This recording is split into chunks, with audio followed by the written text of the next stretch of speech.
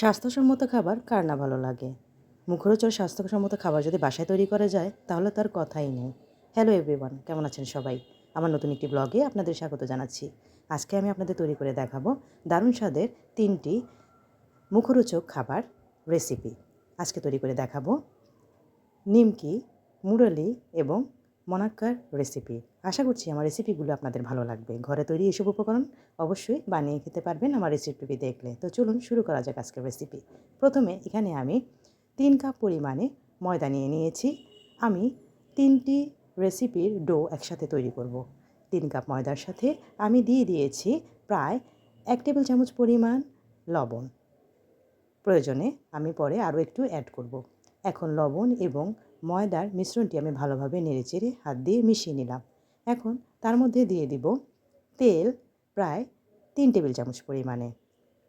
1 cup ময়দার সমপরিমাণে আমি এখানে 3 কাপ ময়দা দিয়েছি যেহেতু, তাই 3 টেবিল চামচ পরিমাণে তেল নিয়ে নিয়েছি। সয়াবিন তেলের সাথে এখন আমি এই ময়দাটাকে ভালোভাবে মিশিয়ে নিয়েছি এবং দেখতেই পাচ্ছেন হাতে মুঠে ধরলে মুঠের মধ্যে জমাট বেঁধে যাচ্ছে। তাহলে বুঝবেন আমার এই ডোটা তৈরি হওয়ার জন্য উপযোগী। তাই এখানে আমি পানি অ্যাড করব। পর্যায়ক্রমে এখানে আমি প্রায় 2 কাপ পরিমাণে পানি দিয়েছি।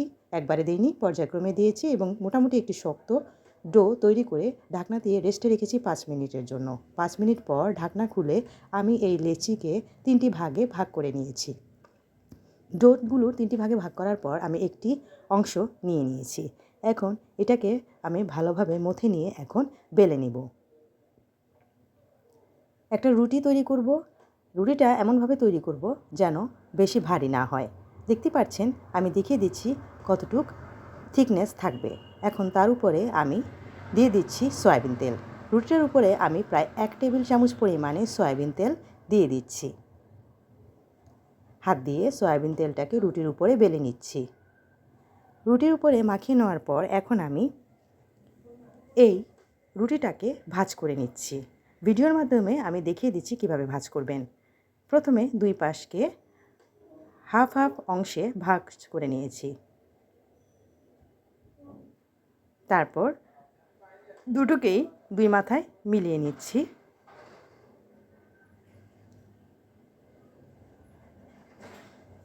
দুই পাশে আনার পর এখন আমি এগুটাকে পর্যায়ক্রমে ভাঁজ করে নিচ্ছি। ভিডিও দেখে আশা করি আপনারা বুঝতে পারছেন। এখন ভালোভাবে হাত দিয়ে মথে আবারও একটি গোল ডো তৈরি করে নিচ্ছি।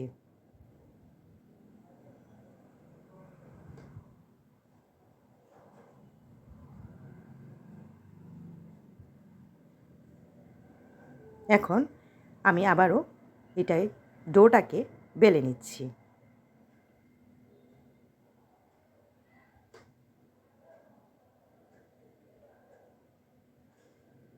বেলে নেওয়া হয়ে গেলে 4 কোণার শেপে বেলে নিয়েছি। এখন এগুলোকে লম্বালম্বিভাবে কেটে নিচ্ছি।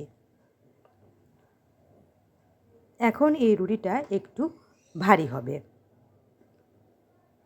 এই ভারী রুটিটাকেই আমি এখন লম্বালম্বিভাবে কেটে নিচ্ছি।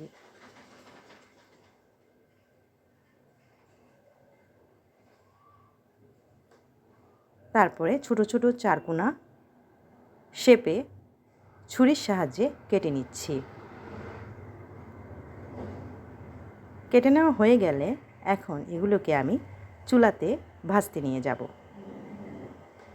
দেখতে পাচ্ছেন কিভাবে শেপ দিয়েছি। আপনারা এভাবে কেটে নেবেন। চুলাতে আমি একটি পাত্রে সয়াবিন তেল দিয়ে দিলাম 2 কাপ পরিমাণে।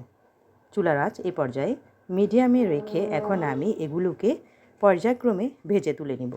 প্রথমে দিয়ে দিলাম কিছু মনাক্কা। এখানে এক অংশ ভাজা হয়ে গেলে অপর অংশ উল্টে দিয়েছি। 2 পাশকেই ব্রাউন হয়ে আসলে তেল ঝরিয়ে নামিয়ে নিয়েছি।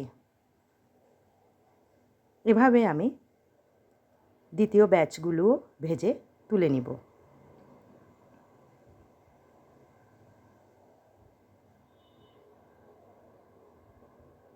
দেখতেই পাচ্ছেন কি সুন্দর ব্রাউন একটি কালার এসেছে, ভাজাও হয়ে গেছে।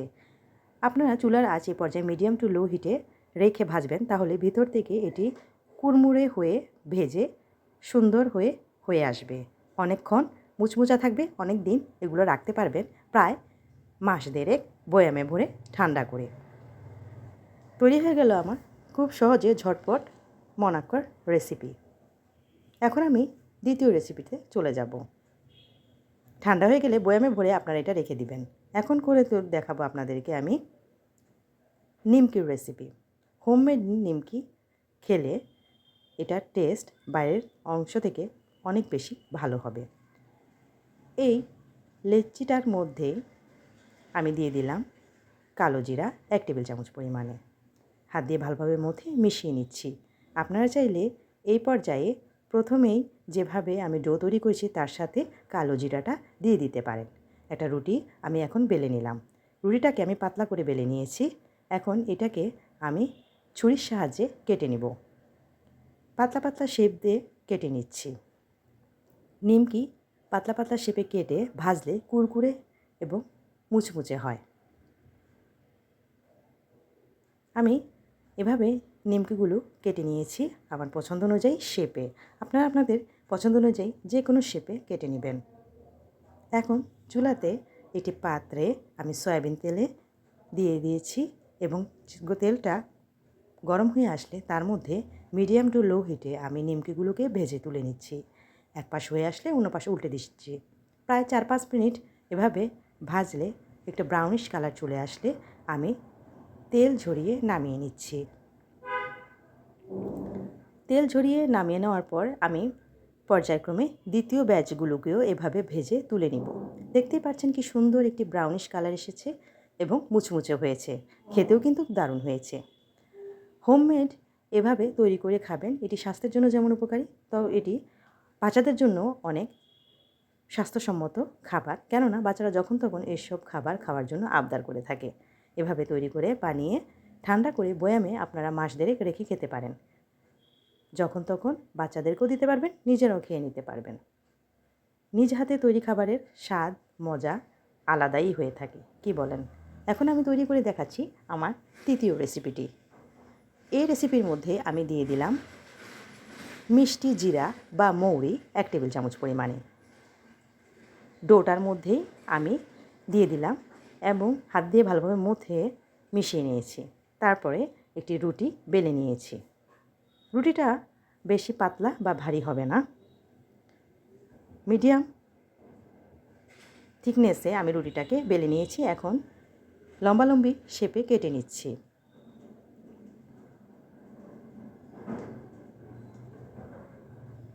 তারপরে 1 আঙ্গুল শেপে কেটে নিয়েছি। যেহেতু আমি আঙ্গুলি তৈরি করব সেজন্য ওই শেপেই কেটে নিলাম। কেটে নেওয়া হয়ে গেলে চুলাতে সয়াবিন তেলে মিডিয়াম টু লো হিটে আমি এগুলোকে ভেজে নিব। আস্তে আস্তে ভাজবো যেন ভিতর থেকে ভালোভাবে হয়ে এটি কুরকুরে মুড়মুড়ে হয়। এসব খাবার যেহেতু খেতে কুরকুরে মুড়মুড়েই ভালো লাগে, তাই সেভাবেই বানিয়ে নেবেন। মিডিয়াম টু লো হিটে আমি তেলের মধ্যে এগুলো দিয়ে দিয়েছি। দেখতেই পাচ্ছেন কীভাবে ভেজে উপরে ভেসে উঠেছে। এক পাশ হয়ে আসলে অন্য পাশে উল্টে দিচ্ছি। এভাবে প্রায় আমি 7-8 মিনিট এগুলোকে ভেজে নিয়েছি। একটু ব্রাউনিশ কালার আসলে তেল ঝরিয়ে চুলা থেকে নামিয়ে নিয়েছি।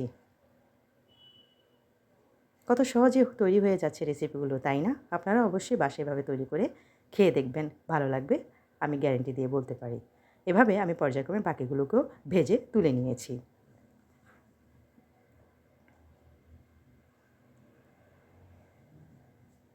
ভাজা হয়ে গেলে এখন আমি এগুলোকে শিরাতে দিব।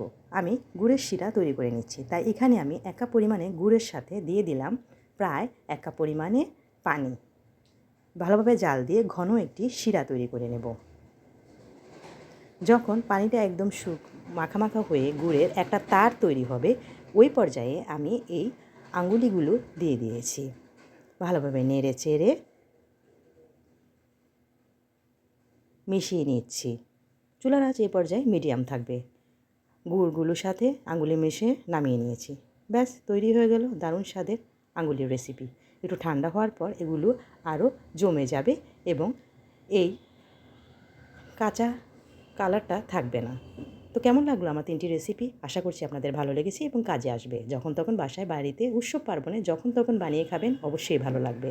আমার রেসিপিগুলো ভালো লাগলে আমার চ্যানেলটিকে সাবস্ক্রাইব করবেন, লাইক, কমেন্ট, শেয়ার দিতে ভুলবেন না। পরবর্তীতে হাজির হব নতুন কোনো ভিডিও নিয়ে। সে পর্যন্ত ভালো থাকবেন সবাই। আজকের মতো বিদায় নিচ্ছি। ভালো থাকবেন সবাই। আল্লাহ হাফেজ।